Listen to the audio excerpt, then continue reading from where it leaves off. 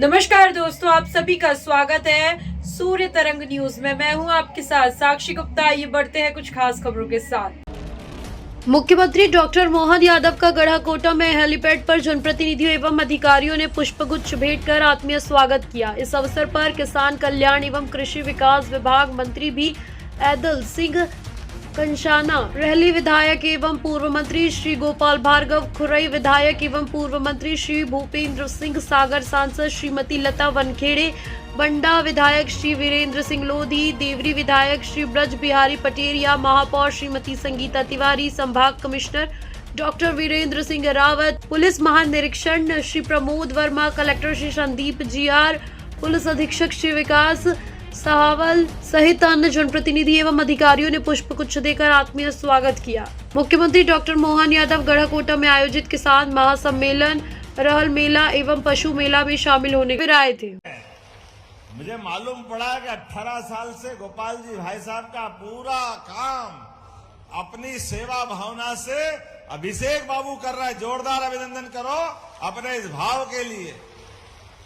नेता, युवा नेता, ऊर्जा से सराबोर नेता, जनता की चिंता करने वाले नेता। मैं राहुल भाई से पूछ रहा था कि भाई साहब ये बताओ, हमारे सांसद जी गोपाल जी करते क्या कि जनता उनके हर बार एक नया रिकॉर्ड बनाती, इतने आनंद में डुबाती।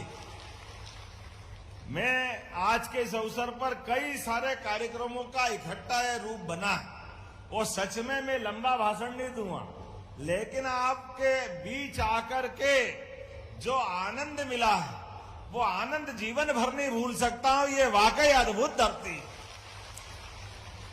जाने क्या है बुंदेलखंड में, बड़े लड़ैया महुआ वाले जिनकी मार सही ना जाए, क्या क्या कितना बढ़िया आला उदल के दोहे हैं। मरे के नीचे जिंदे घुस गए, ऊपर लाश दही सरका है।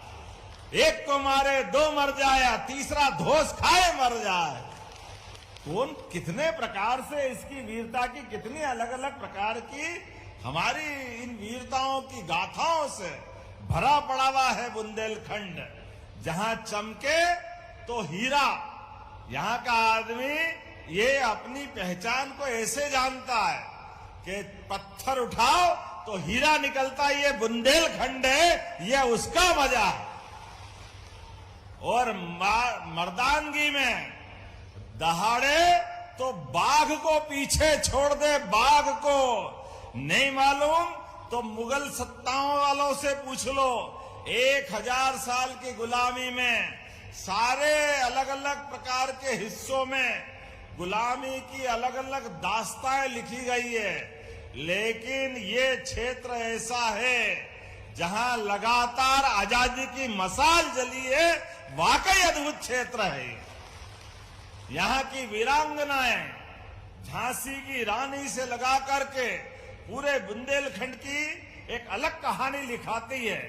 राई का नृत्य, अरे वाह क्या नृत्य होता है राई का।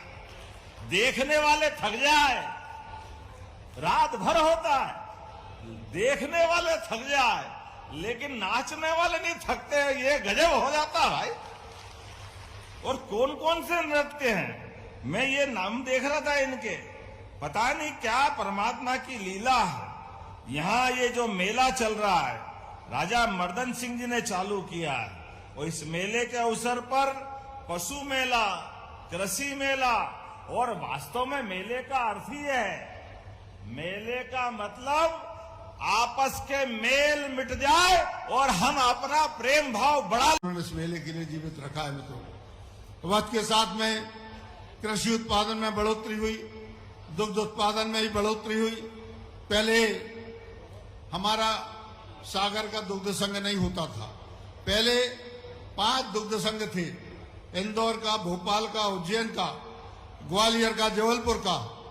और जब मैं कोऑपरेटिव मिनिस्टर था, मेरे पास ये भाग था, उस समय मैंने यहाँ पर दुग्ध समितियां गठित करके और धीरे धीरे यहाँ पर चिलिंग प्लांट लगवाने का काम किया था। और आज मुझे कहते हुए खुशी है कि दुग्ध उत्पादन के क्षेत्र में अपना बुंदेलखंड इतना आगे बढ़ गया कि हम धीरे धीरे भोपाल और इंदौर के दुग्ध संघ के बराबर हम हो गए हैं। और हमारे दुग्ध उत्पादकों के लिए, जो पहले उनके लिए 30 और 35 रुपया लीटर दूध खरीदा जाता था, अब उनका दूध 60 और 70 रुपया, जितना भी उनका फैट होता है उसके हिसाब से मिलता है। कभी कल्पना नहीं कर सकते थे दुग्ध उत्पादन के क्षेत्र में, कृषि उत्पादन के क्षेत्र में लोगों ने कपिल धारा के कुएं जो योजना है उसके माध्यम से लाभ लिया। अनेकों हमारे छोटे छोटे तालाब बने। आज मुझे बताते हुए खुशी है कि अपने विधानसभा क्षेत्र में पिपरिया गोपाल गांव जो है, उस गांव में हमारे प्रधानमंत्री मोदी जी ने सर्वे करवाया था उन्होंने ड्रोन सर्वे, और 50 पिपरिया गांव खेत तालाब के मामले में मध्य प्रदेश ही नहीं बल्कि हिंदुस्तान के सबसे अग्रणी गांव में माना गया, अग्रणी गांव में पाया गया। गांव में खेत तालाब बनने से कृषि उत्पादन बढ़ा। आइए किसान सम्मेलन है मित्रों, बताना चाहता हूं अभी तो वह सीधा मर्दन सिंह जूदेव के सिर पर जाकर लगा और उनके सिर से खून बहने लगा। उनके दरबारियों ने तत्काल देखा कि महाराज के ऊपर आक्रमण हुआ, हमला हुआ, उनके सिर से खून बह रहा है, तो तत्काल आदेश हुआ कि जाओ उसको जाकर पकड़ो जिसने यह पत्थर उछाला। सैनिक जाते हैं, उस गरीब भूखे को पकड़कर लाते हैं। दरबारी कहते हैं क्या इसका सिर काट दो, इसको जाकर जेल में डाल दो। महाराज कहते हैं कि जरा रुको, पहले इसकी बात सुनने दो, किस कारण से इसने पत्थर मारा। जब महाराज से पूछा गया महाराज ने, तो वह गरीब भूखा व्यक्ति कहता है कि महाराज मैं 3 दिन से भूखा हूं, मैंने तो बेरी के बेल तोड़ने की इच्छा से पत्थर मारा था, मुझे नहीं पता था कि आप उस तरफ बैठे हुए हो, यह पत्थर आपको लग जाए। दरबारियों ने कुछ नहीं सुना, सुनने के बाद भी कहा कि इसका सिर काट दो। महाराजा मर्दन सिंह जूदेव ने कहा जरा रुको। उस गरीब व्यक्ति से महाराजा मर्दन सिंह जूदेव ने पूछा कि अगर यह पत्थर बेरी के पेड़ को लगता तो क्या होता। उस गरीब व्यक्ति ने कहा कि यह पत्थर अगर बेरी के पेड़ को लगता तो मुझे बेर खाने को मिल जाते, मेरा पेट भर जाता। महाराजा मर्दन सिंह जूदेव ने अपने दरबारियों से कहा क्या तुमने मुझे बेरी के पेड़ से भी गया गुजरा समझ लिया है क्या। जो पत्थर बेरी के पेड़ को लगता उसका पेट भरता, और महाराज को पत्थर लगने पर इसका सिर काटने का दंड दे, ये नहीं होगा। उन्होंने दरबारियों को हुक्म दिया कि जाओ इस गरीब को भरपेट खाना खिलाओ, इसके कपड़े सुंदर करो, इसको उपहार देकर विदा करो। उस दिन के बाद से महाराजा मर्दन सिंह जूदेव ने अपने क्षेत्र में एक योजना चलाई, अपने राज्य में एक योजना चलाई, अन्नदान योजना चली, और महाराजा मर्दन सिंह जूदेव के राज्य में उस दिन के बाद से कभी कोई भूखा नहीं सोया। उसके लिए अन्न की व्यवस्था महाराजा मर्दन सिंह जूदेव अपनी तरफ से करते थे, इसीलिए उन्हें प्रजाप्रिय कहा जाता था। हमारे इस मेले को जब से महाराजा मर्दन सिंह जूदेव ने लगवाना प्रारंभ किया, इसके बारे में भी कहा जाता है कि जब रात भर तक, दिन भर अगर कोई व्यक्ति दुकान लगाता था और दिन भर में उसकी अगर बिक्री नहीं होती थी, उसका कोई पैसा उसको प्राप्त नहीं होता था, तो महाराजा मर्दन सिंह जूदेव स्वयं आकर रात्रि में उसका सारा